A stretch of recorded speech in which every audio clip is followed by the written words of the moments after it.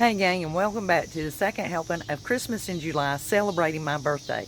But this video is special. I put these 6 projects together because I want to show my appreciation on all you new subscribers as well as my current subscribers, and this is my thanks to you.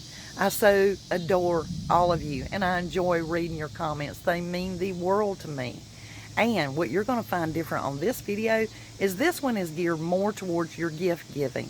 And you're going to need to upcycle a lot of that stuff you've been using for your DIYs. Additionally, you're going to find in here those last minute gifts that you can throw together like super quick for those little ones that show up at the Christmas party or the Christmas drawing. So I love you all. Thank you ever so much. Enjoy the video, and I'll come back to you later.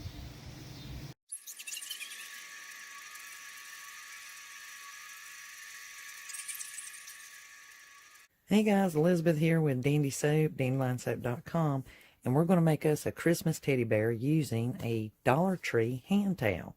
You will need some ribbon of your choice, at least 3 rubber bands. If you have the hair elastics from Dollar Tree, you can use those. You'll need at least 2. Remove all the tags and so forth from your Dollar Tree towel and lay it out in front of you to where it's spread it out. Taking the bottom, bring it to the center of the towel. You're going to roll that towel, and you can make it, smooth it out, and roll it to the center. The other side, the same way. Take and roll it. About a 1/2 inch fold if you want to say, be specific. Everybody's is going to be unique based on how they roll their towel and how they fold it. And you can do about any color. I've seen them blue, burgundy, brown, and Dollar Tree has different ones. You might want to also inspect your hand towel to make sure there's no picked places. Okay, now that you've got this rolled in half, make sure it's good and rolled. This is the main part. We want to make sure it doesn't come unwrapped. Now, holding it firm, catch it right here, up about halfway of those legs, and twist this, making sure that your legs stay down here at the bottom. So when you do twist it around, at least one twist, and just the middle, and that will keep these from unrolling. So that's your legs. Now take this half and fold it down here, and you want, when you turn it about, you're going to see the legs. You want to see that. You got this halfway spot. Okay, now, holding about midways, you want to kind of tuck it in to make the head, and then kind of roll this out at the same time. So tuck it in, like push the back in, and then roll this out.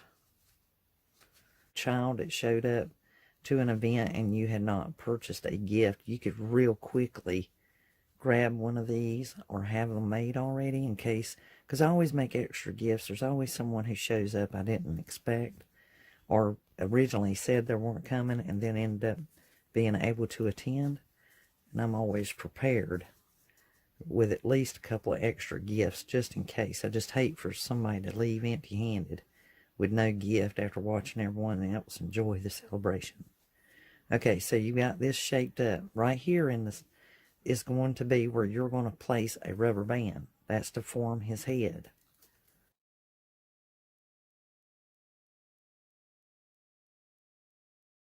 Make sure you tuck him that head. See how I'm pushing my fingers in? Tucking his head. And these are the ears. So that's where you take the elastic band or rubber band and tie that, or place that around that to form his ears. And you can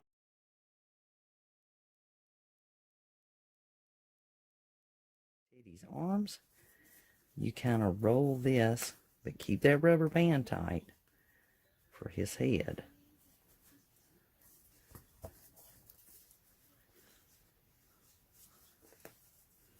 And just tuck it right there, just like that.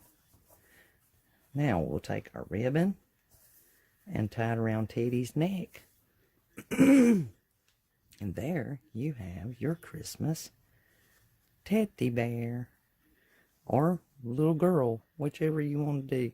And you could add eyes if you wanted to. So something a little more narrow, I have my Believe with my snowflake ribbon. And then you'll just put some ribbon around Teddy's neck. And ribbon should stay pretty snug. You can really yank down on it too.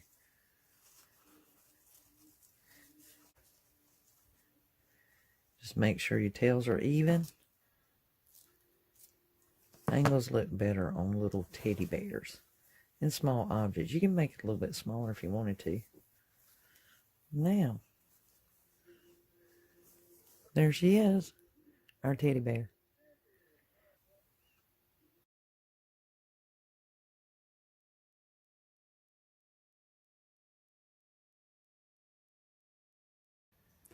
Hi gang, you will need the DIY ornament that looks like a jar from Dollar Tree. Some fake snow. I'm going to be doing Home for the Holidays Little Red Truck for my Little Red Truck in a bottle ornament. A corkscrew.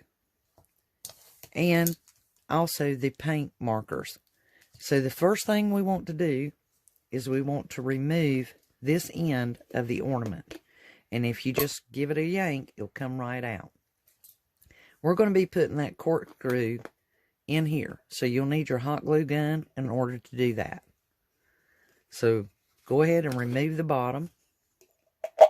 And let's go ahead and glue that. Just set that aside and give it a rest. And we are going to fix up this truck. And the first thing I want to do with this truck is the glitter just does not do anything for this little truck. And if you take the paint marker and color that in, you're going to be just charmed by how wonderful this little truck will look. And it would just look a little more vintage, a little more authentic, and give it that rightful look that we're going for. And I just go right over top of the glitter. Before I go on any further, I'm going to show you how I'm going to do this. And then I'm going to pause my video and allow you guys to do the same. And see how I'm just going around the tire. And then, of course, the silver. This one came from Dollar General. These paint markers you will have to get from somewhere like Walmart, even Amazon.com, Target. By adding the jute twine, it'll give it more of a ship in a bottle look. And this would be a great gift for a grandfather or a father who is really into the vintage trucks. To help hold my truck inside my ornament a little bit snugger, I've took an ice cream stick and cut it, and I'll be gluing my truck to the ice cream stick. As you can see, I've used the paint markers to vintage up my little truck and do away with the glitter to make it look more vintage and nostalgic. Now you can see that I've glued my truck to the ice cream stick, and it will actually sit on its own without any assistance.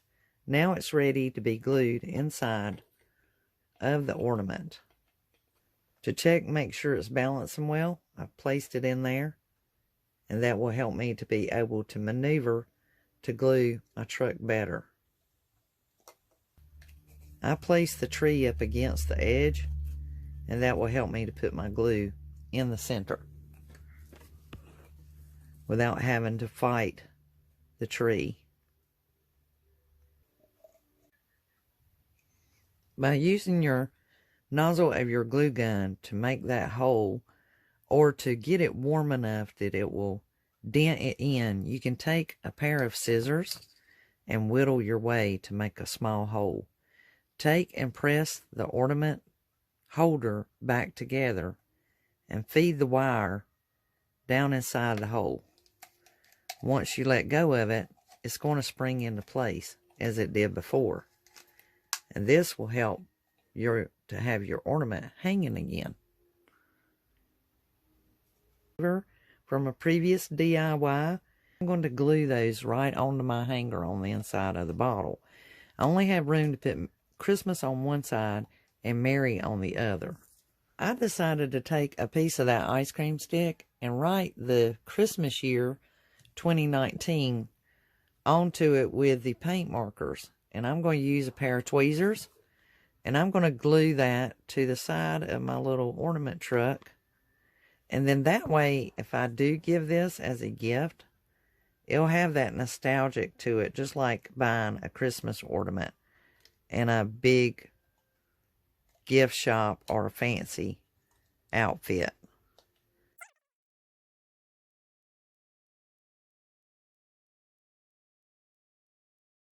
So I hope you guys enjoyed this DIY. Please share it with family and friends.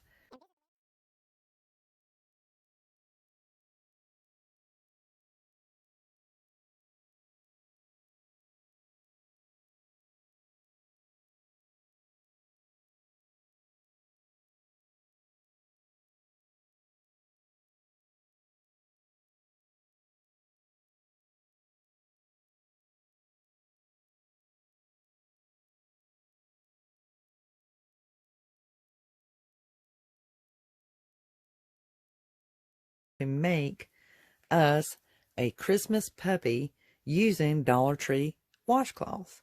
You'll need just one washcloth, so remove your tags from that. Some elastics or rubber bands. The elastics make a really snug hug, so those are really good. Some ribbon, and you'll need some pom-poms, at least one. If you do the reindeer, you're going to need some of your pipe cleaner. You'll need one pipe cleaner. The other thing you will need is a little bit of brown fabric or felt for the ears. If you do the reindeer, you will only need the pipe cleaner. So let's get started. So open up your washcloth. If you have a tag, make sure you remove it and just lay it flat. And beginning at one side, you're going to roll all the way to the middle of the washcloth. You'll go to the other side and try to keep these ends tucked in. Go to the other side and roll it to the middle. Once again, keeping the ends tucked in. Just keep bringing it to you. Kind of press it down a little bit. Make sure it's good and even. Everything's rolled up real snug. And then you will tri-fold it. But the way you're going to tri-fold it is with the rolled out. See how I got that? You want the rolls out.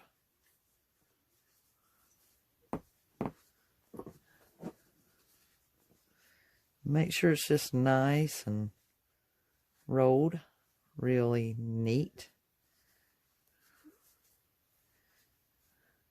Now, in the midway, make sure it's good and equally triple folded. Tri-folded.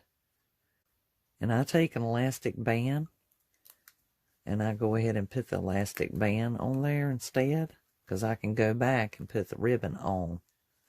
That way it would be the ribbon that I choose.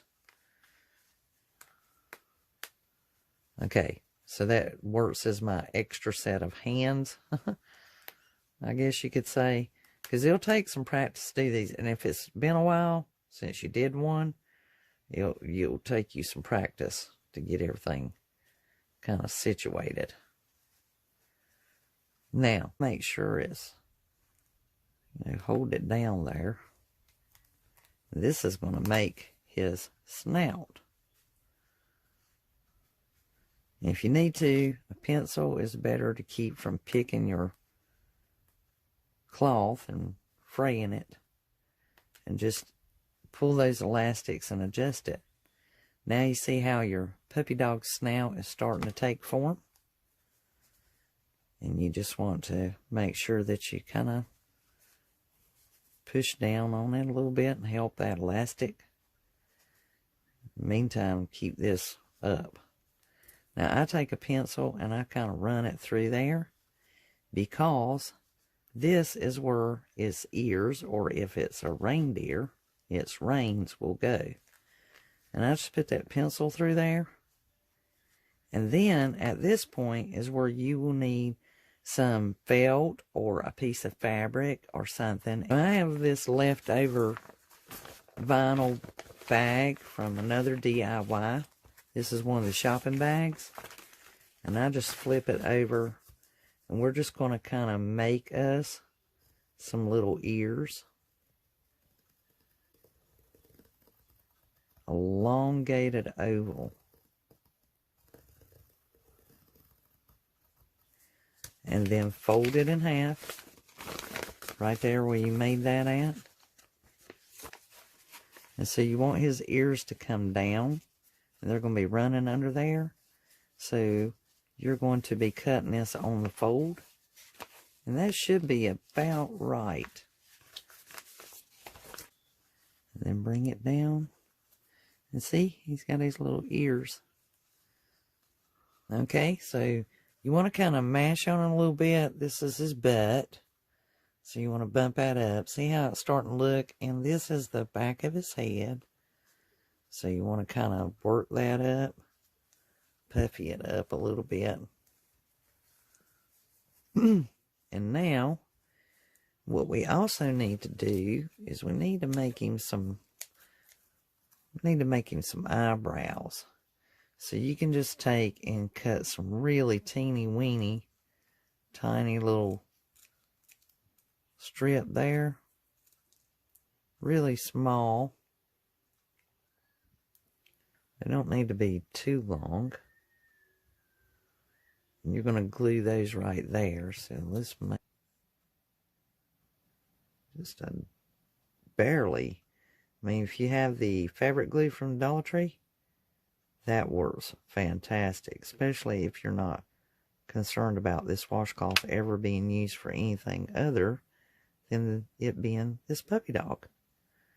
And so now, if you haven't put any ribbon around his neck, you can go back and put him some ribbon on at this time. And then the next one, I'll show you how to do the reindeer. So if you had the same design, developed it the same way, and take one of your pipe cleaners, fold it in half,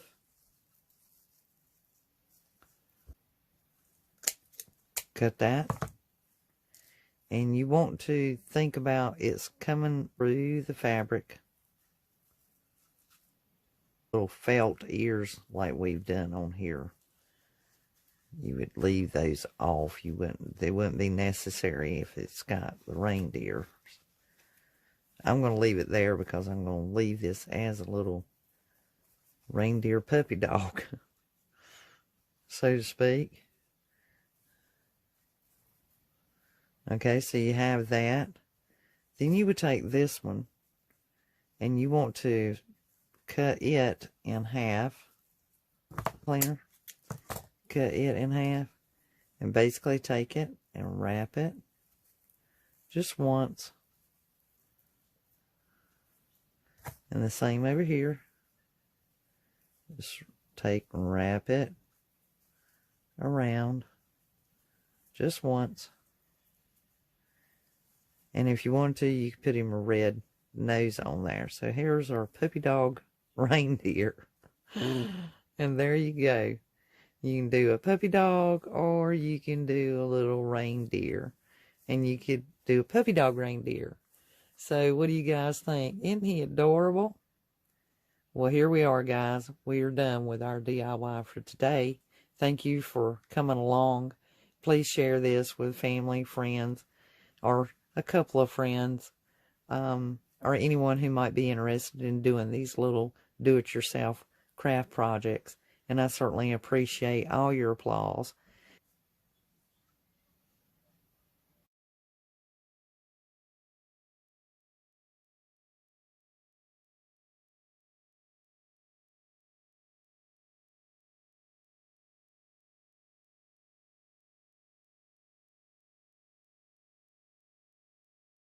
Is we're going to paint a snowman reaching for a tree. And I love this picture. I saw it on Pinterest. It is available for sale on eBay. I think it's selling for like $8.75. I do not have permission from the owner of that to post the photograph. I'm just going to try to duplicate it. And I'm going to bring you guys along with me. And we're going to see how we can try and accomplish the same photograph I was inspired by. It is on a stretched canvas. With that in mind, the following supplies will probably be used, but not all of them. And we will work this out as we go along. I'm going to do my best to teach you some shortcuts and techniques on painting this photograph to accomplish the same thing. You will need one stretched canvas. You'll need a set of lights. In the Waverly chalk paints you see here, we may use all of them. We use some of them, but I will be certain that I tell you which ones we used as we go along. That way, if you want to use acrylic paints, all you have to do in paint is bear in mind the color, what you're trying to accomplish, and the hue or illusion that you're trying to create. And therefore, these paints don't have to be specific that you use to accomplish the same photograph. Just use the color as a guide. Now, the idea here is to make this look as though it is a barn. So we're just going to straight take truffle and just brush it on there. It doesn't have to be perfect. It doesn't have to be exact, because what this is doing is creating a background for us to put our snowman upon so that he shows up because he is white. And so you do not have to be exact on this because we want it to look like a barn. So as you can see, I'm just taking the chalk paint straight out of the bottle and just brushing it on here. I'm going to take the hazelnut, and because it has like golden hues in it, that will give us kind of that wood effect. And I'm just sporadically placing it. I'm not really trying to be specific. I'm just hitting it on this board to blend in with that truffle. And like I said before, wood has brown and golds and grays in it, depending on its exposure and the oldness. And we want to give it that primitive kind of a look. And I know that this video may run long, but just so you have the idea, and I may cut some of it out just so you won't have to see so much of it. Now, this is steel, and steel is going to give it that cold driftwood look. And I'm going to just kind of brush it because that is wet and it will fade right in there if we're not careful. So I'm just taking my wide flat bristle brush and dashing it here and there just so I can kind of get a wood grain look going here. Being wet, I need to give it a moment and let that chalk paint dry, which doesn't take long. So I'm going to pause the tape. Now, some of this paint is still damp, and I want to make slats of wood, like I said, as though this were a barn.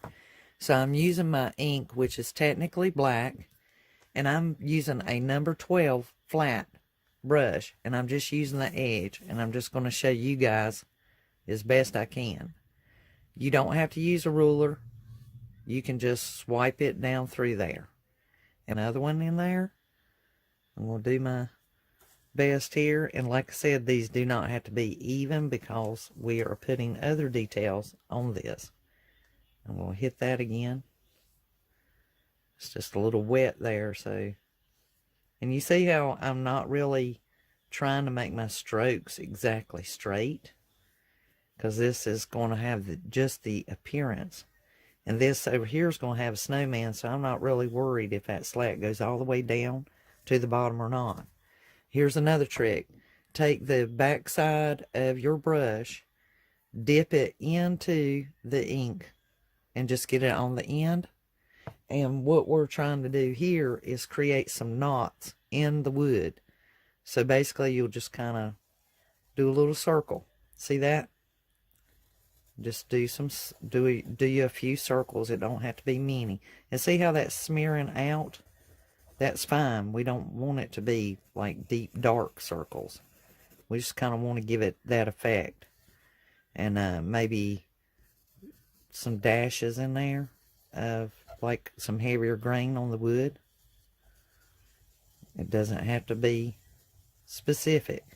We're just trying to give it that effect. Even if it's kind of dashy or sparingly, that's fine. It just gives it that effect. You see what's happening there?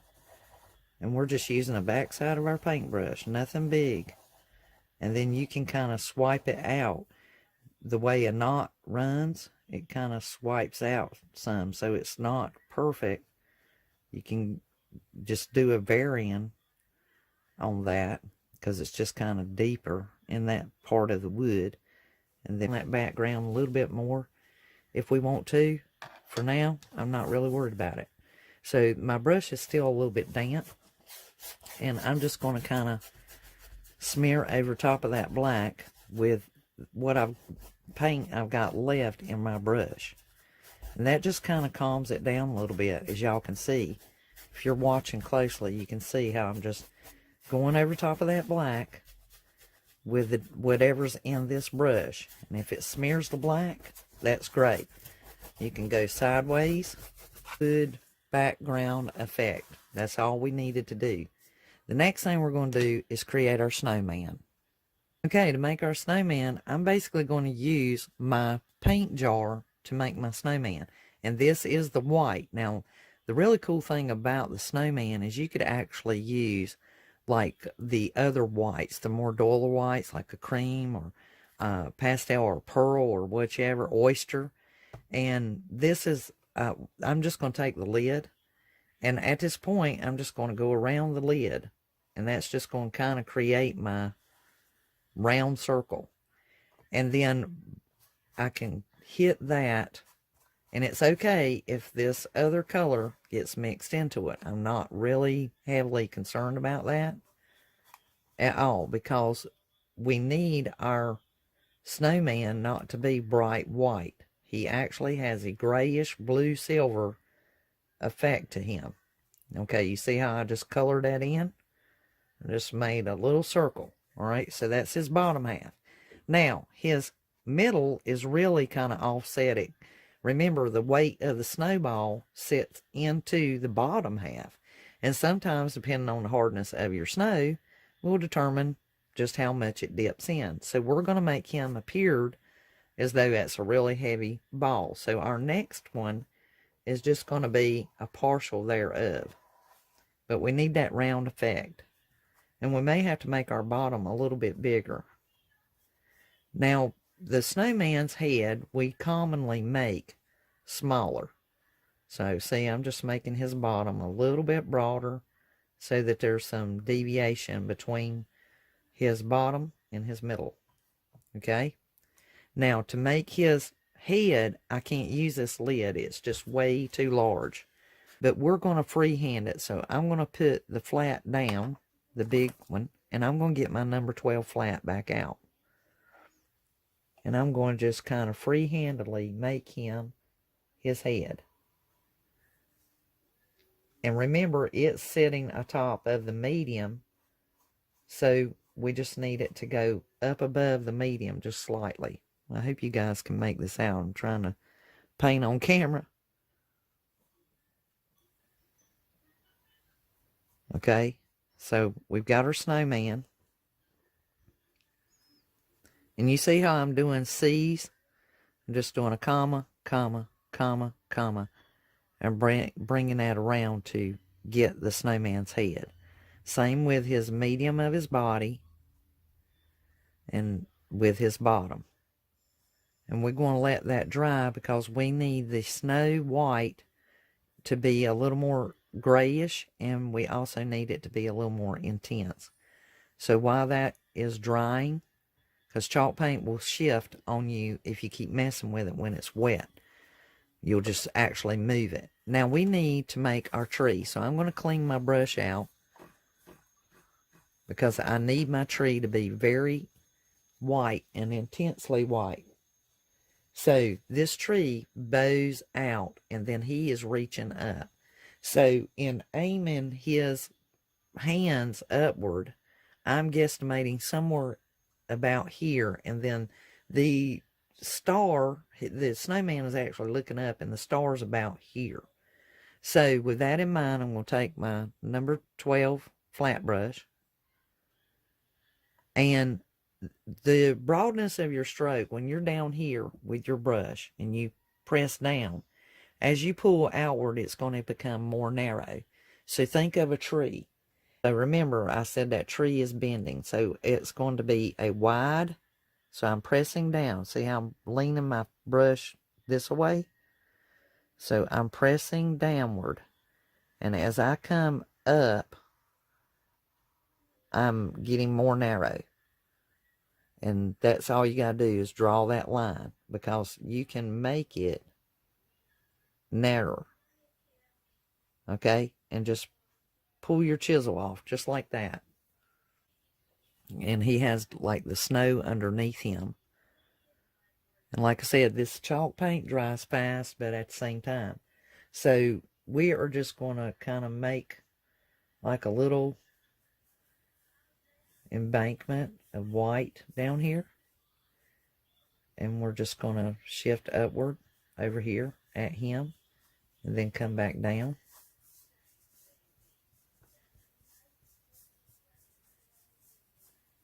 And I'm just hitting it. Don't try to be particular, because the details that you fill in make it look more realistic, more like it should. So we have our snowbank now. So if you have a more narrow flat brush like this one's a 12 and this one's a number 8. Now what we're going to do with this is we're going to make our little pine branches coming off of this tree. A brush. I'm got a water basin over here beside of me, my water holder for my paints, and I just get mine a little bit damp, and then I'm going to dip into the white just like that. And the same thing is take some of the excess off. You see how I'm patting it on the sides of the jar? And you want to take that excess off because you're going to be making these limbs to droop downward and outward like feathers almost. So up here near the top, you're going to have smaller ones. And then when you get closer to the bottom, of course, they're going to be longer ones. And we don't need to do a whole lot of branches coming off of this tree. But I'm just putting some tree branches there to kind of build me a guide so that I have my branches coming off my tree. Do you see how I'm offsetting these branches? Think about a pine tree. They're not across from each other, such as when we have an artificial Christmas tree. They are actually offset. So when you are painting them, you've got to paint them a little bit offset. A theme to go with this, it would be reach for the stars. And I think we all should do that. Top is the star, so we're not going to worry about that tip, okay? Now, in coming back to this, even though my brush is a little bit damp and has just a little bit of paint on it, I can attempt to try and put the little bristles coming off of the branches to make them look bushy. And as you see, I'm holding my brush straight up almost and just doing some dashes. And when you paint tree branches, think about the pine needles, and if they were all white, what would they look like? And think of a tree, a pine tree, whenever you do paint a tree. No matter what you're painting, always think of it in your mind. See it in your head when you're painting, and it will make painting so much easier because it'll just come naturally. You'll just see what you are supposed to see, and you'll be able to give it that characteristic that you're looking for to try and accomplish that. And I'm not worried if it looks real light in color, because this is building my barrier. And so I'm going to try to set this up so you guys can see a little better. And see, if you get it a little too heavy, that's no problem, because guess what? That can just be another branch coming off of that same tree. See, like that. And you can just kind of bring it in and make it look a little more bushier. It doesn't have to be specific. Just think about a pine tree when you're painting a pine tree. Whatever you're painting, think of it. And see, when you first hit, you might want to come out here and paint and then go inward, because your brush has new paint on it. And you can knock the excess off. It don't have to be that heavy. But when you run out, you just go back and get you some more paint. And just keep doing your little dashes. I'll make sure I'm still in the screen here. Now I'm going upward. See how I'm just kind of sitting on my brush?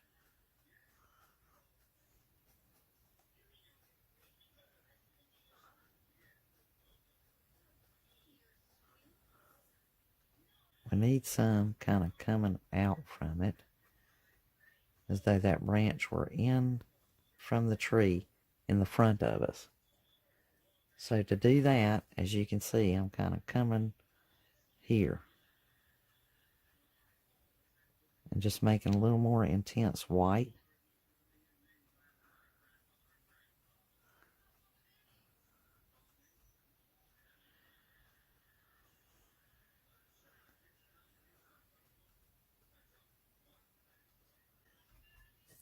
Okay, so we have our little tree going here. So unless you just feel like you need to put some more branches on it, I think it looks fine just like that. I don't think it needs anything more, and I'm quite happy with it, honestly. Through here, see how the snowman has some definition to him where we just did little dashes? And that's what we want. We want that. Little dashes. It makes him look different from his body parts. And then this one.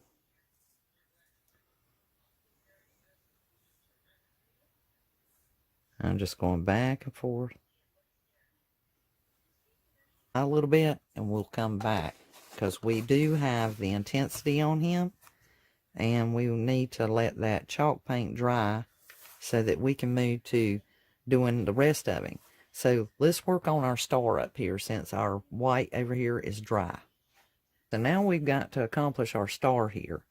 And I have some true oak, and this color is a primitive color, and that's more what I'm going for here. So the best way to do the star is I'm going to turn it sideways because my tree is going that way. I'm going to take the flat brush, and the way you want to do this is with a star. I hope you guys can see this. Let me try to hold it up. That'll be easier for you to see. You're going to do it like arms, like a jumping jack kind of action.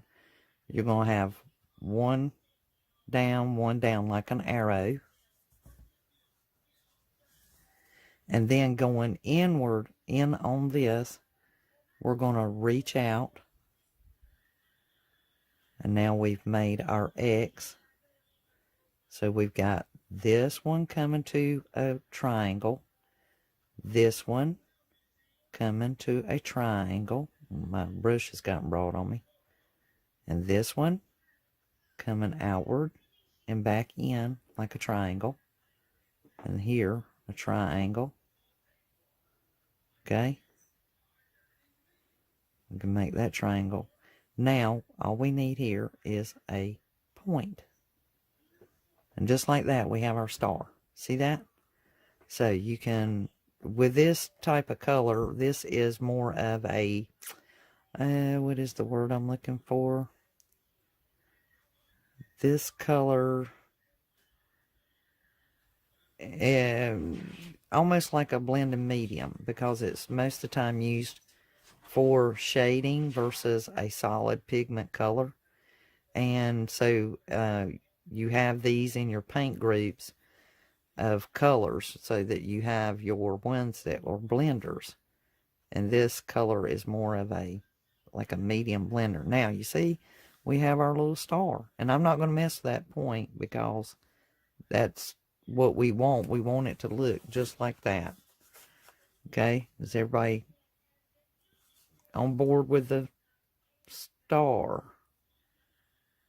Trying to get that canvas to catch that little bit of paint right there. I guess I'll have to leave it. It's okay though. It's just trying to be too particular. You can mess yourself up.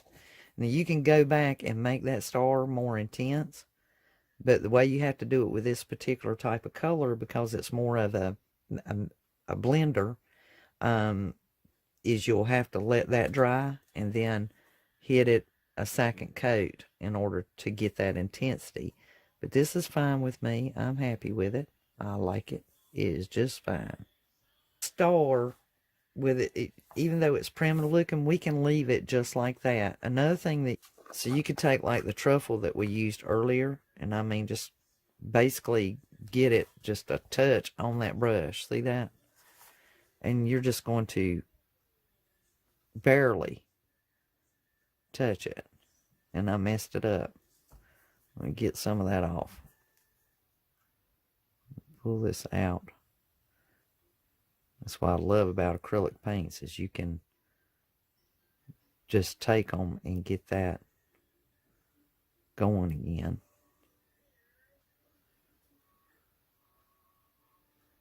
I'm just doing the edges of my star.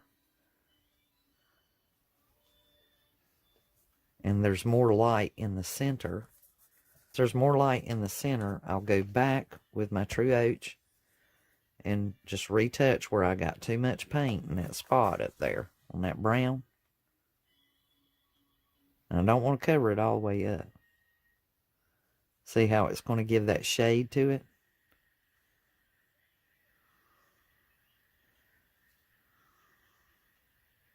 And that just gives it a little bit of depth. I'm sure y'all can see that showing up, because I can see it. Now, to put a little light in the center of that star, just a little bit of lightness, of course, you could use either the silver lining or the white. And because I just want it to be kind of a very dim light, so to speak, I'm going to barely touch the silver. Got that on there. And I'm going to dry it out on my paper here. And I just want to put a little bit of lightness in there. And I'm just barely touching the center. Actually, I can be a little more intense. See how I'm going towards the points, but not into the points? Staying in the center, per se. And believe it or not, that little bit is just enough light. That's all you need, just a little bit of light. Okay? We got him going there. And it's a silvery white color. It's like very, very light. But it's just what I need here. And all I want us to do is to give that little bit of shade for my snowman. I cleaned it off too much, guys. That's the good thing about this color, the silver lining, is you can be a little more intense with it. And you're not going to mess up. As you can see, we did this. Okay, see how I'm going here? And just that little bit of deviation in color is a plenty. And I need his belly, don't need to be reflective because he's looking up. I need his back to be shaded.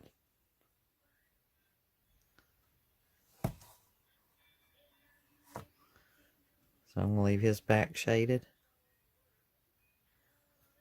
Soften that. And then here, with his bottom, I need this to kind of glow a little bit. Don't want to mess that line up I've got going there. I just need it to be more deeper in the back.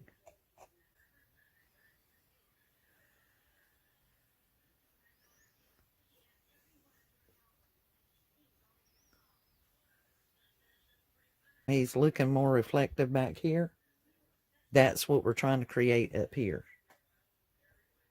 And we do have to get this right because we got to give him some arms.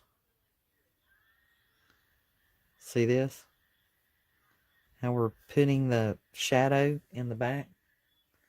That's all we are trying to do, is put the shadow in the back of him. We don't want to mess that shadowing up. Just like this shadow, we want that shadow. So it makes sense for him to be looking up. I keep wanting to be stingy with that paint. When I do, I end up disturbing it. See? I need that to be white.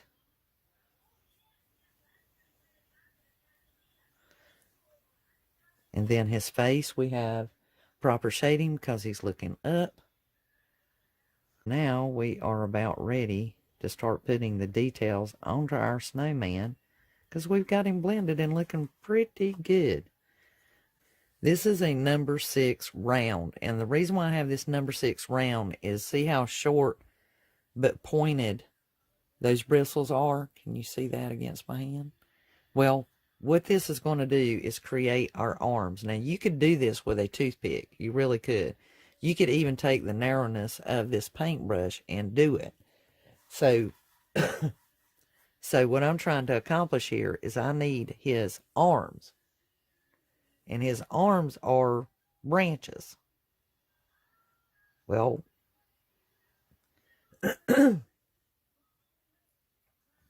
one of them is coming up from behind his head here. The other branch, they actually have a bend, almost like like he's got a bent elbow, like he has an elbow. Like Snowman's have an elbow, right? Down below this one and be in proportion with it. So we're going to come, say, right here. And we're going to reach our branch up.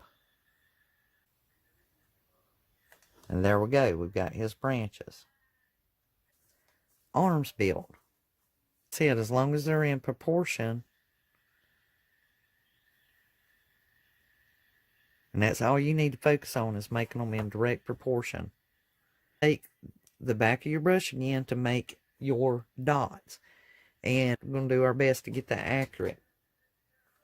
So we're going to put one here because he's looking up. And don't be afraid to mash down and turn. Just make sure it's a good circle.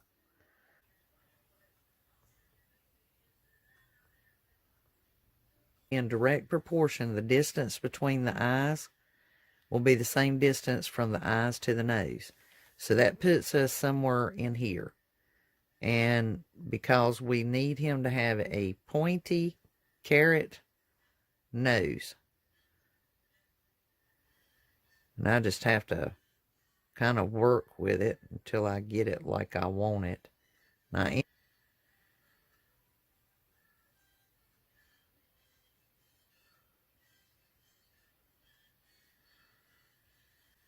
you see how the nose is kind of crooked? The little carrot is crooked. That makes him very primitive. Can go to his mouth and work on his smaller than the dots of his eyes. So I'm using this number 6 round brush again, and I'm just going to touch the paint. Just touch it. And I need to make him at least 5 little dots. Now, to make him look like he's smiling, your grin generally goes up beside of your nose. So sometimes, believe it or not, that's the better spot to start out.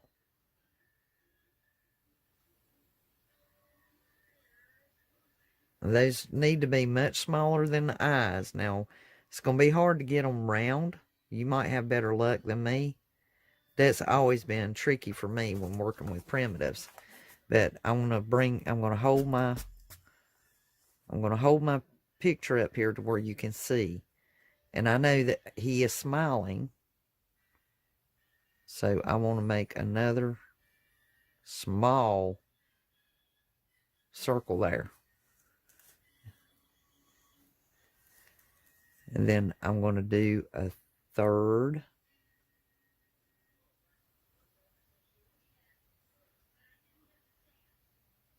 And just don't worry about them too much, because once the paint dries, you can go back and give them more paint if that's what you feel it needs.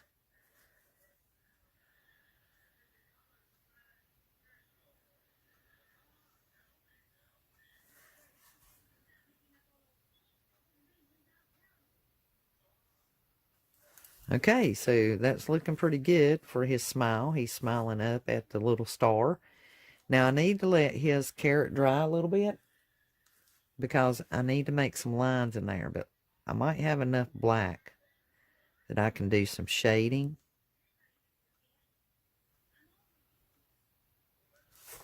Hope everybody can see that. And basically it's kind of shaded here because he's looking up at that star, so there's no light getting to his nose.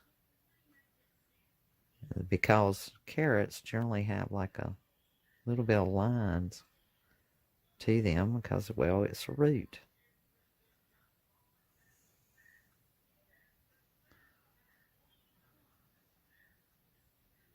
Fine to me.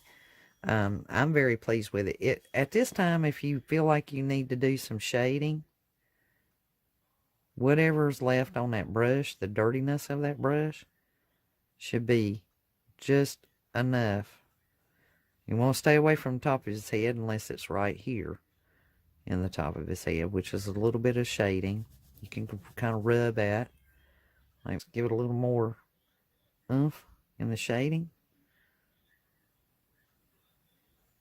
As I said, it's just shading. If you overdo it, the great thing about paint, you don't try to erase it, you paint over it. You just paint right back over it. That's how it works. And see, we're just doing some shading here. Kind of intensify this back here a little bit. Make it a little deeper. But stay on the edge, you know, just stay over like this, you know, like really shade edging.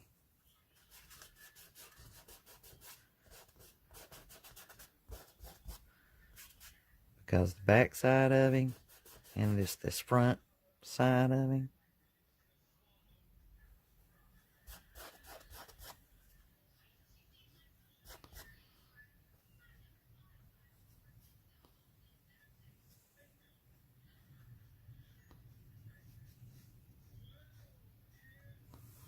are watching this, see how I'm just kind of shading down here at his back side so that his white stands out a little more, just darkening it.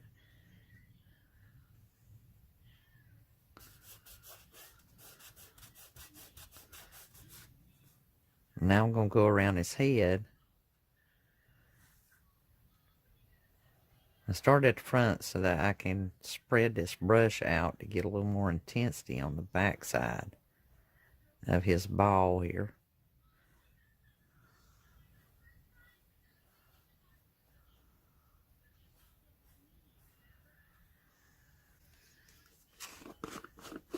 Okay, so I got a little more intense there on his head. And I just need to kind of brush that out a little bit. Just a little too deep. Went in too far on his head.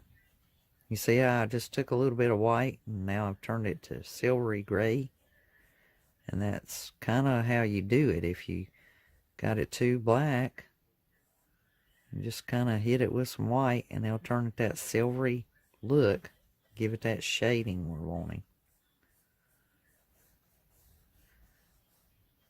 Painting is just like artistry. Every artist has their own style and their own techniques and their own way of doing things.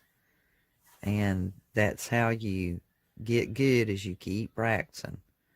And every time you paint, you're going to learn something new about the way you do things. How you do it, your way of seeing it. And that's, my friends, is what makes it so special and unique.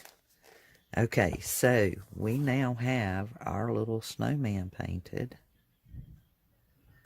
You can always go back and add more. You know, there's always something here or there that you wished you had done this or done that, and you'll find 100 of those things. Okay, so remember I said there were like some snowflakes in the back? So we're going to try to make some snowflakes if we can. Just going to use this silver lining. All we need is to just make a few. We don't need a lot. So I'm going to put one over here. And hold this up. That way you guys can see it. And basically we're just going to draw, or excuse me, paint a line. And then we're going to do an X. Okay?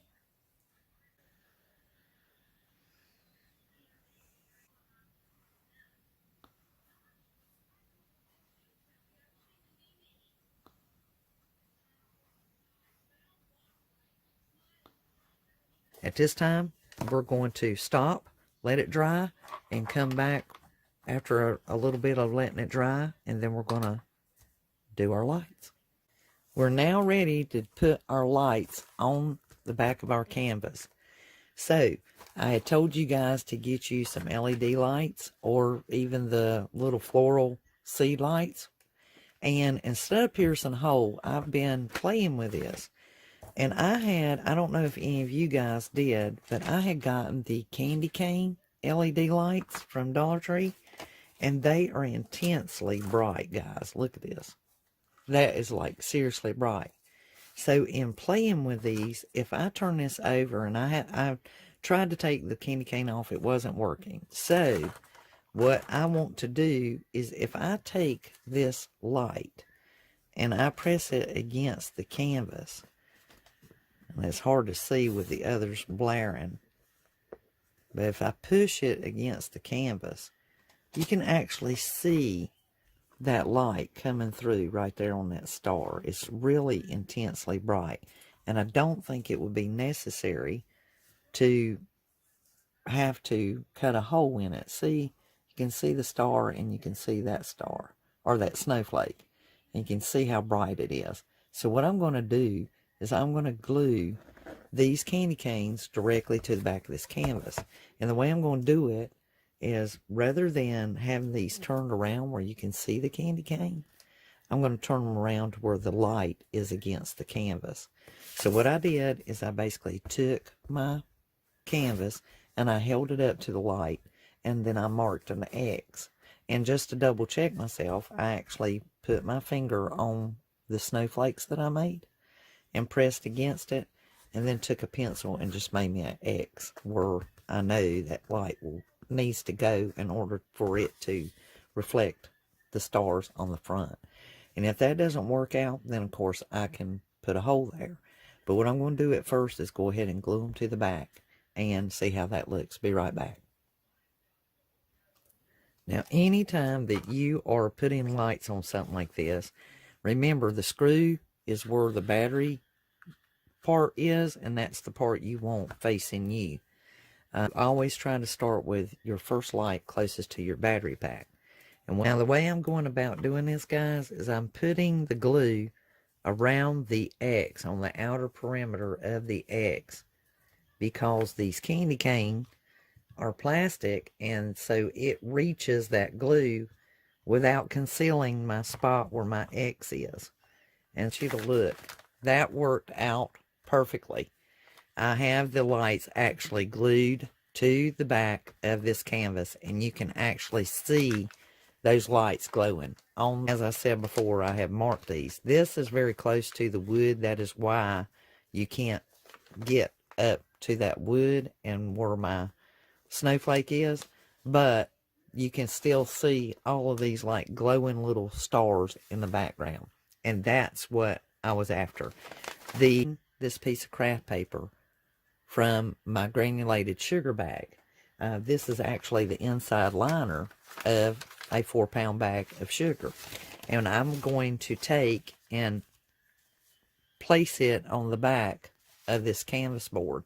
That will hold the light inward, but a light glued underneath it.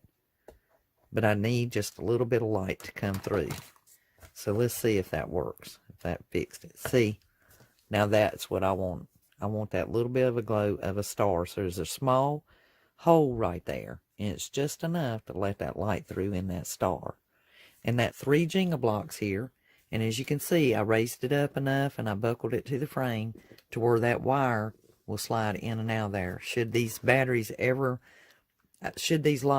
go bad and just totally have to be replaced, I can just tear off the craft paper and remove it.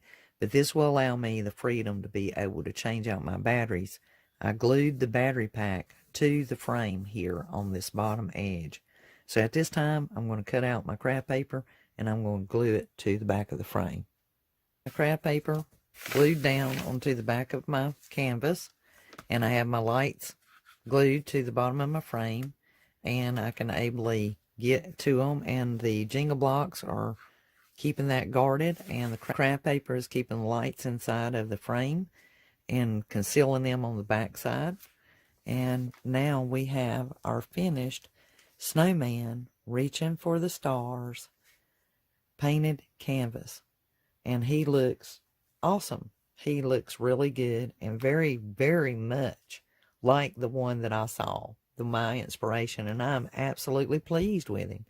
And I certainly hope that you guys enjoyed this. I hope that you learned how to paint.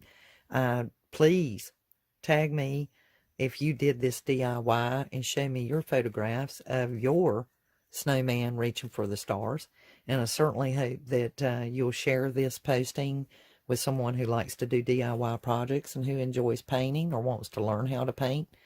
Make comments and have any questions, please leave them. I'll respond as quickly as possible.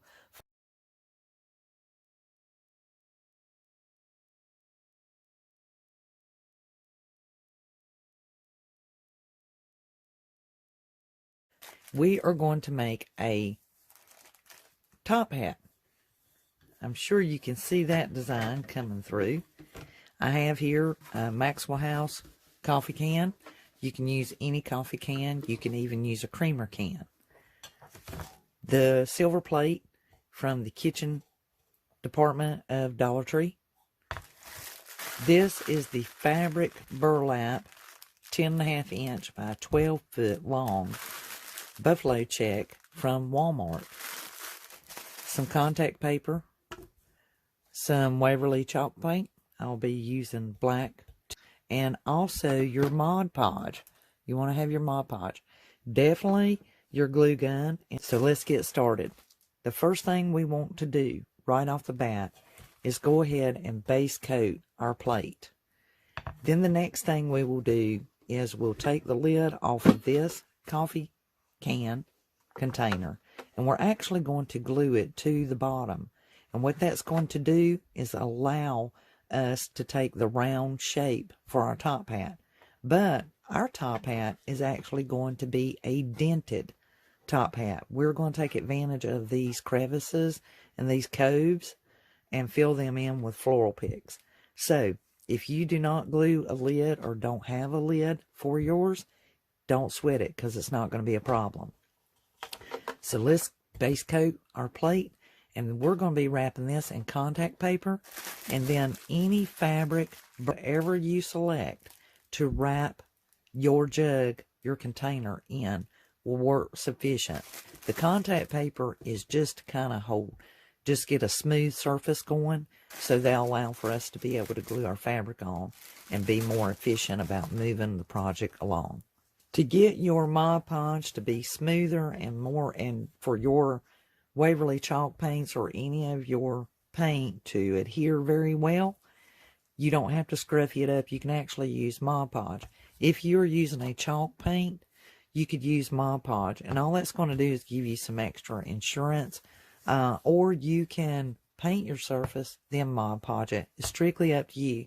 If you use Mod Podge, make sure you dampen your sponge.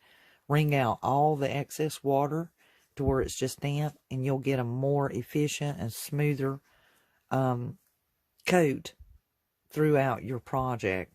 You do not have to do the back unless you just absolutely want to do the back. I'm just worried about this surface only. Okay, guys, I'm taking a few pieces of cardboard and from off of just products that I've opened. And I'm going to place that there. And then I'm going to take my Dollar Tree duct tape and I'm going to tape that. Now, if you don't want to do that, what the tape is doing is it builds this out so that I can assure myself it's going to be more rounded on this side, because I only want a single dent on the one side. So whenever I go to put the contact paper around this, I'm going to get a better roundedness out of it. So that's all that's for, is just kind of filling in the gap. That's all we're doing, just DIYing, just like we always do, just filling in the gap so that we don't have any hollows. And you can use just pure duct tape or painter's tape, whichever you like, to go through that area. It's not going to hurt a thing. Just sometimes the cardboard being underneath that makes it a little firmer, so there's not such a fall in when I get ready to tape that. It's working like DIY sheetrock, if you will. Suggested that if you haven't done it before, if you'll use Mod Podge before you ever put a coat of paint onto a metal plate, you will get better adhesion and more consistent stroke, and you will, most of the time, you don't even have to put a second coat on it. But I failed to do that, and I got in a hurry, and I put my paint on there already. So I'll go back with a second coat and a third coat. This is actually the second coat. If I'd have put the Mod Podge on there prior to painting, this would already be coated. And it dries fast, and you get a more adhesive contact. The next step is to go ahead and take our lid from off of our container, and we're going to glue it to the bottom of our container. And if you see, there's like a round circumference there, and that lid should fit just like that. The reason is this will make our hat be more rounded when we get ready to wrap it. So we're going to glue this upside down just like that. The lid where the print is showing on top until we get everything glued down. And that's going to hold, and it will be glued to the bottom of our plate. So I'm going to use some hot glue and go over this bottom. I'm going to add some extra hot glue, and I do have my temp on high for my glue gun, just in the areas where we'll actually be making contact. I'm just doing that for a little more added security. As y'all know, I call this glue insurance. So glue assurance, my glue insurance. Now, as you can see, I want that area to be smoother because we are using the top glued to the bottom to give us a more rounder circumference to this container. We may have to fill this out, and the only way I know to do that is to, once again, use duct tape. Otherwise, we could have just cut the center from out of our lid. But in order for us to get that rounder circumference without having to add cardboard or work extremely hard to get that out of this particular container, it's just easier to glue it to the bottom, because this top is really not that big a deal. I'm just making sure that I have an easy time of putting my contact paper on here, and that I'm not going to have that ridge in the top of my top hat, because I'm not going to be covering it that much with the floral hanging down. It's not going to be draping over the side. If it was, I would not even worry about this. But because my floral is not going to be draping down the side, I need to round this out. And that is going to be the easiest thing for you guys to do, is do what I'm doing. You can use any kind of tape. You can roll this contact paper at Dollar Tree for $1. So I'm not worried about having extra rolled off. And I pretty much wrap it around there. I put me a small crease, and then I can lay my ruler, draw me a line, and cut it. Now the easiest way to go about this, guys, is just like many of us have wrapped some awkward Christmas presents. You're going to wrap your container just like an awkward Christmas present. And when you get up here to this lipped area, don't overwork it, don't over sweat it, because we are going to be pushing the fabric down inside and concaving it, because inside is where we can put a flower arrangement, all right? So don't overthink this thing. Remember, this is contact paper. It is not wallpaper. No one's going to see this, because you're just creating a smooth surface so you can adhere your fabric to the outer part of your container. Or on your most smoothest side. The only thing that we're worried about making complete contact is all through the center, all the way around. Only in the center, okay? Do not try to worry about doing these sides yet. We're going to do that last. We want to do just through the center. So, you guys, if you've used contact paper, just get your edge undone and start rolling it out. And just keep your container in the center. I don't know, 15 cents worth here, maybe. I don't know, no big deal. Just have fun with it like me. Just giggle your way through it. You'll work it out. You'll figure it out. Just the main thing with crafts, guys, don't get frustrated. I mean, if you have to walk away, take you a coffee break. Take you a bathroom break. Go sit down and watch television. Call a friend. You know, don't get frustrated. It is crafts. It's just having fun playing. We're just grown adults playing. This is our playtime, like kids get to have at school. Okay, so I'm getting around to the other side. And that's where I duct taped it. I'm just trying to get around my container here. Where it's got that dent, it's going to try to go sideways. And that's okay. You guys stay at it. So I've got my contact paper laid down all around my coffee container. And I folded the paper to the inside, like so. Because remember, this will have it's going to have fabric. The fabric's going to come down inside of this a little bit. And so the inside will have floral arrangements or whatever. Because on the outside, it's going to be our top hat. So on the outside, it's going to be our top hat. So we're going to be putting fabric around this, the burlap that I'm using for the buffalo check. And so now we can glue this down to the plate if your plate is ready, if you've got it prepped and painted. This is so exciting. Now we get to glue down our container to our plate.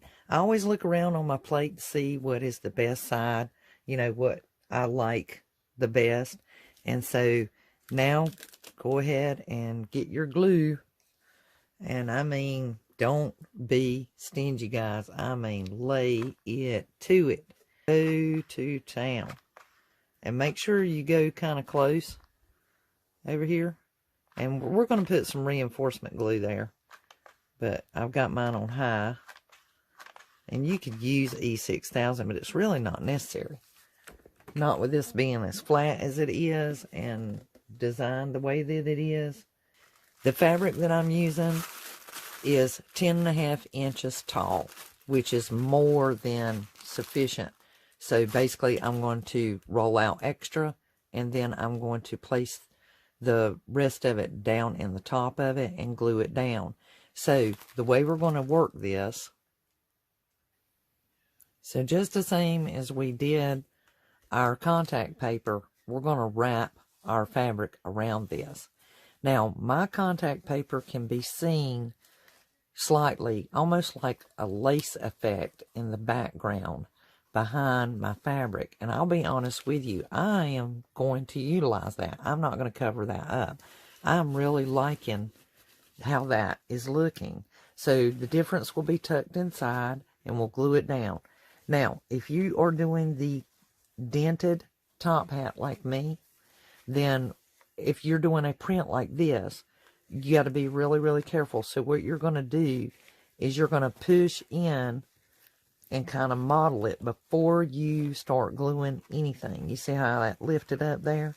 We don't want that. You want to pull downward anytime you're dealing with something like that. Pull downward. Instead of letting it slide upward, pull it downward. And then kind of get that situated and know that that's where it's going to fit. To give it some assurance, you can start gluing there and then go around, and then you can glue that into place once you meet over there. But don't sweat it. If you have regular fabric, guess what? That works just as great. And had I not found this, I would be doing this with some regular fabric. Which flip down your fabric. Remember, you have a square that you've made into a round, and then the inside is actually round. And we want to try to just position that fabric where it's kind of standing up before you glue it down. Now, you don't have to glue it down. It'll probably be okay, but I'm dealing with burlap. Mine is a little bit stiffer, and it's probably going to need that little bit of assistance. Now, remember, you cannot focus on the inside. You have to focus on the outside. This is for appearances, okay? So you just need to focus on what the outside appearance is going to look like to someone who comes walking up on your top hat. Don't focus on the inside, because you're going to have stuff stuck in there. You're just worried about the external cosmetic appearance, okay? We want to have your Christmas florals in hand and ready to go. So we have our hat ready now. We've got the inside glued in, and I have added a 2-inch wide ribbon. This is the burlap that came from Dollar Tree. So if you guys have the 2-inch, that'll work perfect there. The one with the lace didn't look so good. This pick I got from AC Moore, so I have a surprise for you guys. I added lights, and look, I've hid it in the cove I told you about, the dent that's in the hat. And so these are the little copper lights that you can get in the floral department at Dollar Tree. And so if you were coming upon this and saw it sitting, it would just look like a top hat. And what's even more great is I've hidden the battery pack in that cove. And guys, this floral pick is just sitting down in there. I have not glued it. It's not necessary. I can tuck that in. I can change it out at another date. I just have it pushed in there, and the battery pack fit in there perfectly. And then the lights, because of the copper wire, I fed it down behind my burlap ribbon. The ribbon is only glued here, and because of the wire being narrow, I was able to slide that down in between and tuck it in to where you couldn't even see it. I can add my poinsettia down in the hat. This is my small one. She has not bloomed out yet, and I can just tuck her full inside.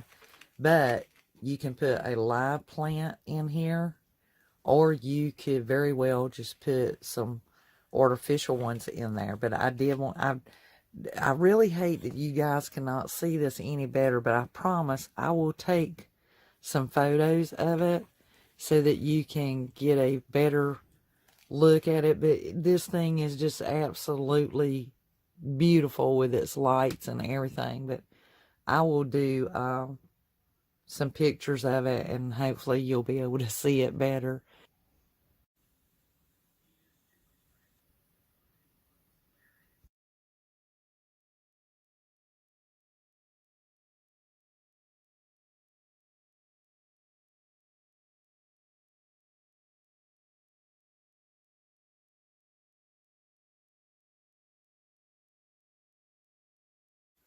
Going to make a small top hat using and repurposing our empty ribbon spools. This is 2-inch or your hot glue gun, either one, and some trimmings to decorate your hat. And I'm actually going to use this piece left over from the fleece scarf from Dollar Tree. So all these items came from the Dollar Tree. And so to get started, the first thing you're going to do is with your spool, remove one side of it. Just peel it up very easily. Just pull it apart real easy. It's going to do, this is actually going to be our brim of our top hat. The piece that is on here, we're going to cover it, but we're also going to trim it down. So let's get started. The first thing we want to do, over there to that edge, lay that all the way over to where it's overlapping. It's, you know, you want to make sure that it's overlapping over the edge just slightly. Okay? And because the tacky glue is really, really wet, you're going to feel it come through. So just cut that piece off. Scissors are dull, guys. And then I'm going to actually match the print them up against each other.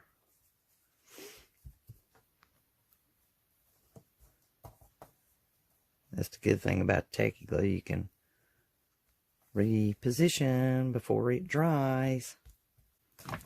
Now, we're going to flip this over and do the very same thing to the underside. To the edge, all the way around. Now we're going to let that dry for a moment. Just set it aside.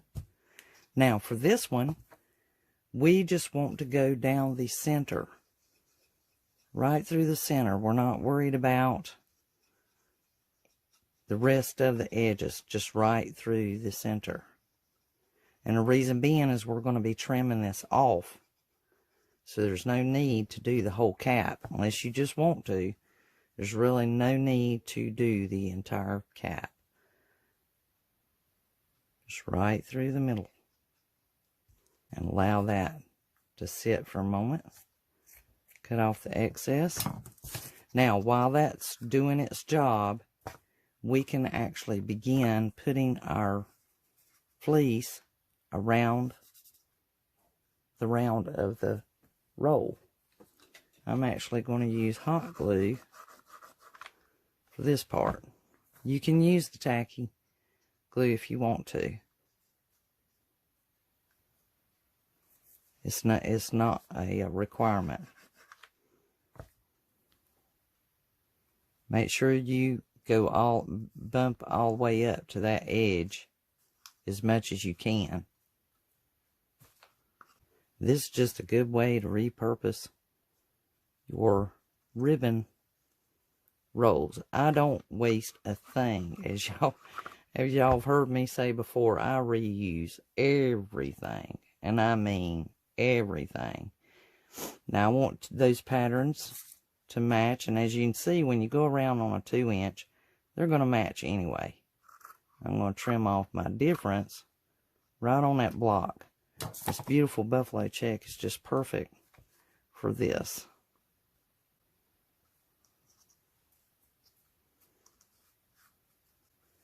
Okay, taking your scissors, hopefully some ones that are really sharp, and you're going to trim off that difference on this piece.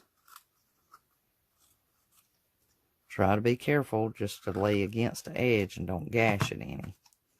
On this side, you can take your duller scissors like me, and you want to trim it all the way, even if you have to cut that cardboard to see where you're going, but you want to get this one close.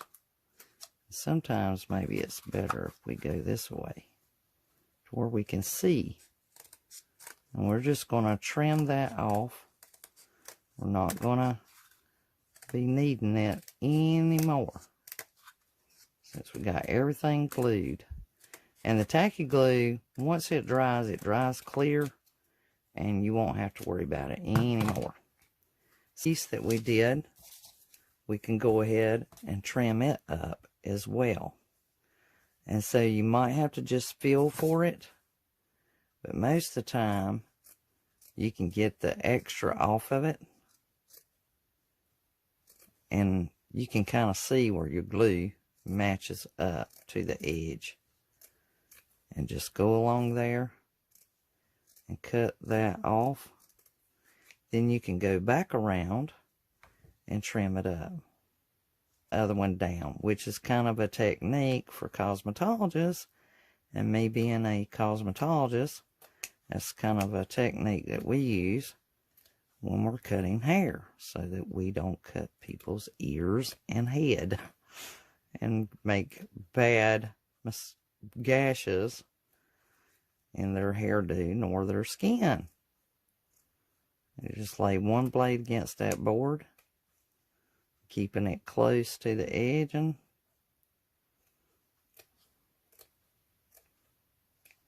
now we got our difference off. Now we are ready to glue this part back to our hat. So just lay your hot glue on there. Smoking. Locate your center, and I look down on mine like this so I can find more of my center.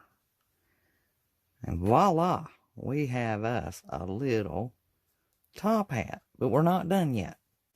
Get your black magic marker out, or you can use your black paint, whichever works for you. You can use your paint markers, whichever. And you can dusty this thing up, rough it up, or whatever. And just take your black magic marker that also came from Dollar Tree, black magic marker, and go along the edge where it meets up and color it in. That was left over from my DIY I just posted of building the primitive snowman to hang on your door with all the other door hanger accents, and that would look kind of cute on the hat right there. And I'm just making this a little bit shorter before I cut it. And you can even technically, if you wanted to, you could put a hole right there where the hole is. Pencil and poke it in the hole.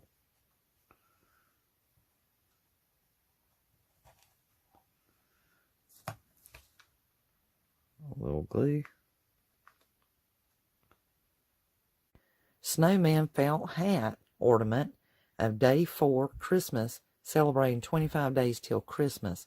And that would be perfect. Recycling your ribbon rolls, or you could even use a toilet paper or paper towel roll. But this would just be a simple, fast, quick, easy way to repurpose all of your ribbon spools and make you some Christmas ornaments and hang them on your tree or give them as gifts to your family and friends. Appreciate it. Till the next DIY. Bye.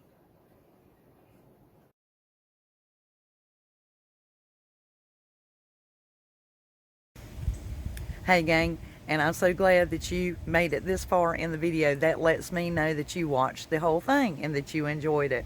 Now, I certainly hope that you took some ideas from that and that you have big plans for all that upcycling on things to do for Christmas. this year. Now, additionally, I have been canning up a storm. The gardening's been coming in. It is hot. Go jump in the pool and enjoy it. And you know I'm going to ask you, hit that like button if you haven't already. Subscribe to the channel. Let's have a ball. And by all means, if you guys try any projects or you're working on something of your own, how about tagging it Dandysoap DIY over on Instagram? DM me over there as well. I'd like to share it on my stories, even my Facebook, and of course my YouTube channel. Now, I love and adore you all. This is Elizabeth, over now. Bye guys.